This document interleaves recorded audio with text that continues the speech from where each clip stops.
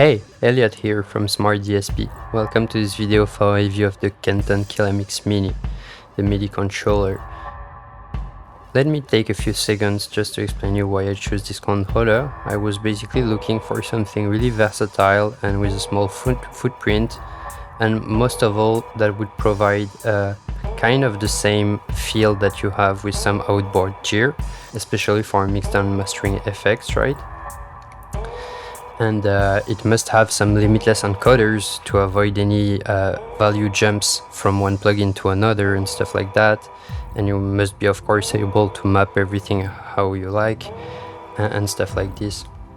And it's actually a super good contender to do that. So let me show you what I did. Let me switch to Studio One and we will do a short review of the unit. Here we are. So as you can see, it's pretty small. It has 9 encoders and 9 switches, as well as 1 joystick on the front end. But then you actually have 16 MIDI channels, and you can switch from one channel to another just by pushing on one of the encoders. So channel 2, 3, and so on. And then you even have combinations to go above 9 and stuff like that. So that means that you basically have 9 times 16.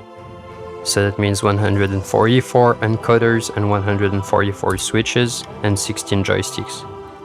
You can actually change the behavior of the switches and even the joystick, I think. So you just have to follow a few instructions in the manual and you are able to say if you want it to be a push only or an on-off switch and stuff like that, you know. Also, you have to do this kind of manipulation to set the controller to be able to receive the values from the software, but it's fairly easy and everything is well indicated in the manual. So let me show you in Studio One. Basically, when you add a new controller, you have to edit it. To learn the different controls that you have on this controller.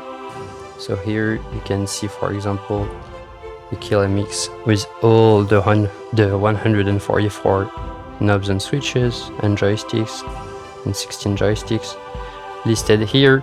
And this is the painful part, but I actually had to change everything manually from a button to a knob. So you just click here in MIDI Learn, you touch all the controls, it's gonna identify them as a knob.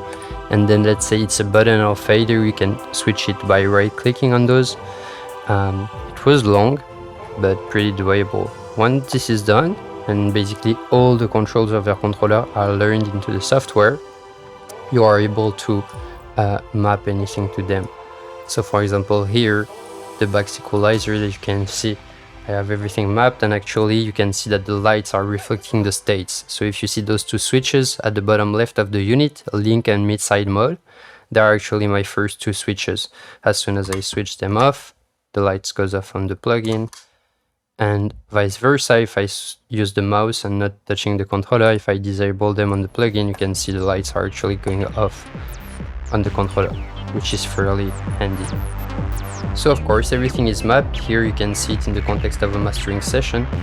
So let's say this is my input filter, I will set everything and then switch with the shortcut to the next page. My bypass is always my switch 9, so just unbypass, and then I can high shelf, low shelf, tweak with the frequency and the gain of the first point. And then let's say I want to change the cue, I just switch to my second page where I map my cue here on the first knob. You can actually see it moving on the first row on the plugin on top right of the screen, and so on. So it's actually fairly easy. So of course for some plugins like Fabfilter and stuff like that, it's still easier and more intuitive to use the mouse, but the goal was not to have something to use for every effect, but just for basically analog emulations, such as this compressor right here, the GABS-E from Vertigo. You can see I basically have 5 knobs and 5 knobs, and I can definitely map everything, especially since I use the link most of the time, so I have directly my knobs here, you know, and switch the sidechain filter and everything. Another thing I haven't mentioned about this controller, which is pretty cool, is actually it has a progressive velocity, which means if you move slowly, it's gonna really move slowly. You can see here with the threshold, for example, it's really going little by little, but if you move it fast, you can really do some big jumps. So it's really answering to your speed of move, and that's really handy too, because sometimes when it is, for example, the sidechain filter switch, there is only 3 positions, it's still a knob, but I know that I can go just, you know, in one move from one position to another. So that's cool, without wasting time to turn in the void, you know. So that's it. Basically, different plugins, mapped everything, and it feels pretty good. Actually, it feels awesome to tweak with that. You can just quit the screen as soon as you know your mapping, of course. But you know, here Fabfilter Saturn 2, for example, I know that I just remove the bypass, put my dry wet at 100% at first, and then I have drive and dynamics for first band, second band, fourth band, and so on. Third band, fourth band. And so I know that when I drive those, I basically raise up the drive of the bands, and you can see actually the bands getting redder on the plugin. And otherwise I could tweak the dynamics, the output gain, the dry wet and stuff like that. So as soon as you know your mapping, it's fairly intuitive to use, you know, it's just a matter of remembering everything. It sits up on top of a fader port 8 from Presonus, which is a motorized fader controller. So the two of them paired together, and you can see it's actually the same size in terms of width, and it's actually just sitting on the handrest of that. And the two together are actually awesome to basically do a whole mix, and you can tweak your tracks and write any automations with the faders, and then you can tweak the effects with the knobs and switches.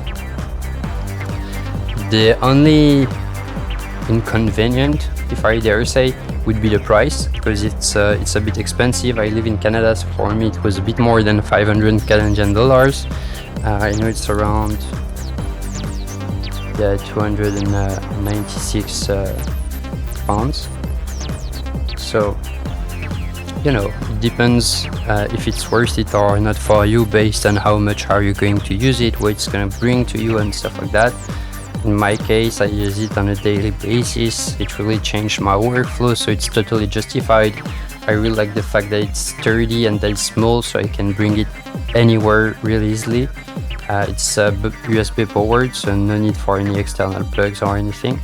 So it's a fairly cool product, and I had to wait a bit to receive it, but it was definitely worth it, you know. That's pretty much it for this review. Wanted to keep it short. Thank you for watching, and I'll see you next time. Take care and stay productive.